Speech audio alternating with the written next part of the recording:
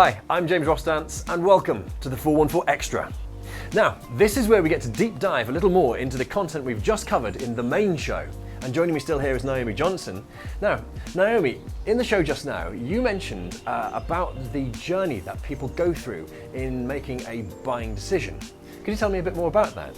Sure. So a lot of marketing experts will start off like, what are your keywords in order to get your website up the SEO and to get found on maybe LinkedIn or Facebook.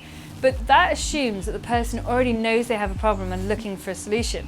When actually, and if you go in at that point, you will be up against a number of other people who are all selling the same service as you, and you'll be competing on price because you're a commodity. I know I have a problem, I'm looking for a solution, it could be one of you three, compete for it.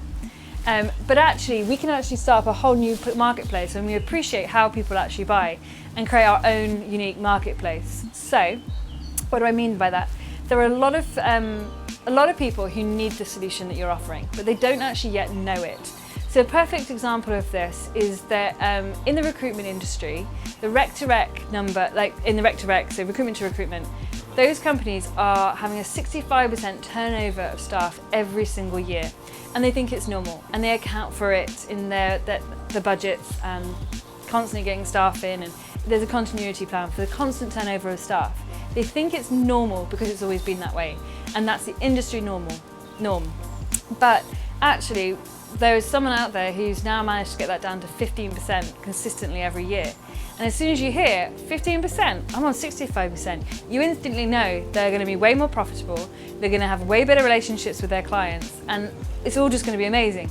So you go, oh my goodness, and you wake up to the fact that there could be better.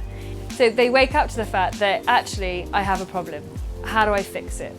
So what we've done there is the person who didn't know they have a problem weren't looking for a solution. They've gone, oh my goodness, maybe I'm doing something wrong. And they identify with it. So then they'll do their research and find out, well, why is this? What are they doing that I'm not doing? And they'll start to diagnose exactly the reason why they have that problem.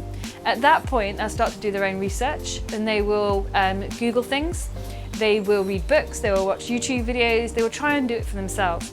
And for those people who can solve it for themselves, I say, let them get on with it. Let them take your content for free and just fix it. Because if they're fixing it for themselves, and that's all they need, then the problem and the solution wasn't big enough in the first place to actually require your services. Because what you want is the really juicy projects, the projects that are going to keep you on your toes, keep you challenged, keep you fulfilled, and keep you at the coalface to stay an expert in your industry. So what we want is, and also they're going to have a budget and go, do you know what, this is a £10,000 investment for a £1 million solution. We can't do it on ourselves, this has to happen. And no one's going to argue with it. They're going to really value you, they're going to listen to everything you say, and the solution's going to get implemented. Rather than someone who's like, I don't know if I need this, I can do it myself surely. It's a very different working relationship. So we can cultivate our own marketplace, create awareness, have the person identify with us, start to diagnose their own problem, start to implement their own solutions, go, oh my goodness, this is a really big deal, I'll invest in a solution. Who should I invest with? And as I said before, 88% of people who started that journey with you will stay with you as their trusted expert. And they'll look at your credentials, who are you? And they go, yeah, I like this person. How do I get in touch? They've got this diagnostic, AKA a sales appointment. I'll sign up for one of those. And then you have the opportunity to speak to that client. And I train people to actually structure that phone call, to contain it within the half an hour or an hour, whatever time period, to stay in control of that conversation so you're leading it. And also set it up so that you have permission at the end of it to actually ask the buying question. Because if you haven't got permission at the start, you can't say, so can I pitch you my solution? So it's a really big deal of how it all goes together. And in that sales conversation, you're actually walking people right back up. I'm pointing around in a circle because I've got it as a wheel. You're actually going, okay, tell me about it. And you're actually making sure, is this actually the problem they have? Have they diagnosed it properly? What have they tried already? And how big a deal is it to them? And then you're checking in all those things. And sometimes people will misdiagnose and they'll be wrong. And if they're wrong, cool, point them to another expert. Let's point them in another direction, but you've helped them, you've added value. And the great thing about doing this, aside from the buying journey there, I'll just throw this in, the great thing is if you've added that kind of value to someone, they're going to talk about you. They are going to understand your problem to tell other people about it. So your name is going to come up in all the right conversations, and leads will come to you effortlessly. And they'll come pre-sold and ready to buy. So, out of all of your recent success studies, what would success cases? What would be your favourite that you would give as an example? I think a lot of people are in process of making this happen, and I love seeing them get their first client in, or get those first kind of like leads in, and they're having the conversation, and we pace it out a bit more. I work with people over quite a journey. But one of my clients, Stacey, she came to me and she just nailed it. She just went at it. She had to. She's a communications agency up in London who'd worked a lot with European countries and companies. And Brexit had happened, and they all decided it wasn't a good look for them to be associated with a London agency, and they just disappeared. She had some warning, so she had like 6 months to get on the phone and call people and try and win new business. But where cold calling had worked for her just fine to a year before, it now wasn't working, and she was absolutely desperate. She had some members of staff, she didn't know what she was going to do, and she called me, and we went through everything together. She came on my training program and she did the intensive coaching with me. We identified exactly what it was that she was doing that's different to any other design and communications agency. So it's still graphic design and it's still words, but it was what was unique about her and why should she be doing it. We put together a really nice case study. We got her profile all sorted out.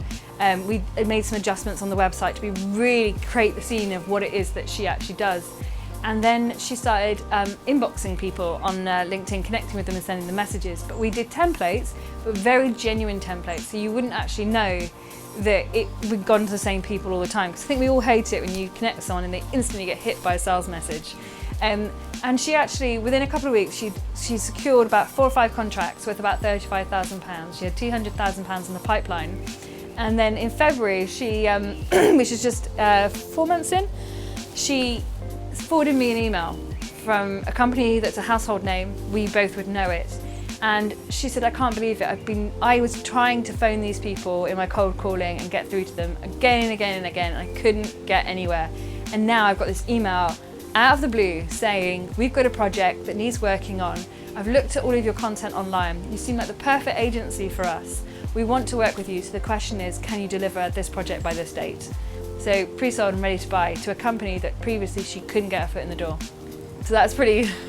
that's the power of having... That is the power. They knew what her principles were. They understood her methodology, why she takes the approach that she does. And they could see that she stood out against anyone else. So when they're thinking, should we go to this agency or that agency, they all just appeared quite generic. Whereas this one, Stacey, it's like, great, you understand us, you know what we're trying to solve, and I like your approach, and I'm going to submit to that approach and let's do it. Rather than like going, well, could do this, could do that, and why are we doing that? And always being that's actually where the worst clients come from, is when they don't really want to invest, they don't really want to buy, and they don't trust you to actually deliver the solution. So yeah, really a really powerful example. So just finally then, how would someone get in contact with you if they wanted to speak further? Sure, so there's the website, www.theprofile.company, and on there we are putting up lots of blogs and helpful information about how to write your own profile, and you can download a few helpful things on there. So we're LinkedIn, to find my personal profile, it's uk.linkedin.com/in/Naomi Johnson UK. Really important to get that, make sure it's my photo, there's another Naomi Johnson in social media. So, and that's the best place to make contact, to be honest. Send me a message and we can book you in for a LinkedIn profile review. Brilliant. Naomi, thank you for joining us today. Thank you for having me.